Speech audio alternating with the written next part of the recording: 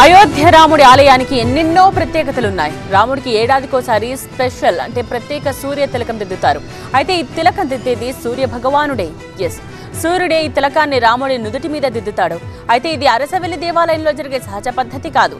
ప్రత్యేకమైన టెక్నాలజీ ద్వారా సూర్యకిరణాలు గర్భగుడిలో కొలువైన రాముల వారి లాలట ఫలకాన్ని తాకుతాయి.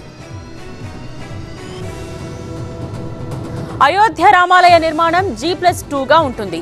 అంటే ground floor, first floor, second floor గా ఉంటుంది. గ్రౌండ్ ఫ్లోర్ లోని గర్భగుడిలో రాముడు కొలువై ఉంటాడు.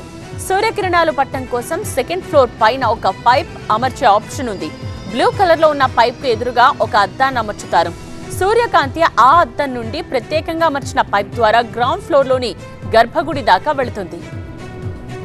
ఇక సూర్య తిలకం రాముడి నుదుటిపై పట్టడానికి గ్రౌండ్ ఫ్లోర్ లో దీని నిర్మాణం ఎలా ఉంటుందో చూస్తున్నాం. ఇక్కడ బ్లూ కలర్ లో ఉన్నది పైప్ లైన్ అన్నమాట. సో సెకండ్ ఫ్లోర్ పై నుంచి పైప్ ద్వారా వచ్చే సూర్యకాంతి గ్రౌండ్ ఫ్లోర్ లో ఇలా కనిపిస్తూ ఉంటుంది. ఈ పైప్ కు ఎదురుగా ఉన్నదే దీర్ఘచతురస్రాకారంలో ఉన్న చోటే రాముల వారి విగ్రహాన్ని నెలకొల్పారు. ఏడాదికి ఒక్కసారి ఇలా సూర్యకిరణాలు బాలరాముడి నుదుటిపై పడేలా ఈ ఏర్పాట్లు చేశారు.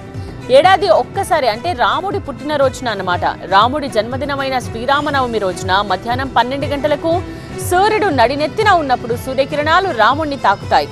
అది కూడా 6 నిమిషాల పాటని చెప్తున్నారు. రూర్కీకి చెందిన central building research institute CBRI ఈ సూర్య తిలక యంత్రాంగాన్ని రూపొందిస్తోంది. అయితే ఈ సూర్య తిలకం కాన్సెప్ట్ వెంటనే అమల్లోకి రాదు. ఆలయం నిర్మాణం పూర్తయిన తర్వాతే ఇది అందుబాటులోకి వస్తుందని CBRI డైరెక్టర్ ప్రదీప్ కుమార్ రామంచర్ల చెప్తున్నారు. ఇక సూర్యకాంతిని ప్రతిబింబించే అద్దాన్ని బెంగళూరుకు చెందిన Indian institute of astrophysics IIA అందిస్తోంది. ఇప్పటికే ఇలాంటి సూర్య తిలక ఏర్పాట్లు కొన్ని ఆలయాల్లో ఉన్నాయి. అలాగే కోనార్క్లోని సూర్య దేవాలయంలో కూడా ఇలాంటి సూర్యకాంతి పడేలా డిజైన్ చేశారు.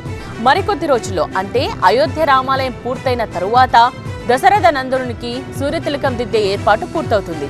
అంటే వచ్చే శ్రీరామనవమి నాడు అయోధ్యలో రామాలయంలోని రాముల వారికి సూర్య తిలకం దిద్దే అపురూపమైన సందర్భాన్ని చూడబోతున్నాం.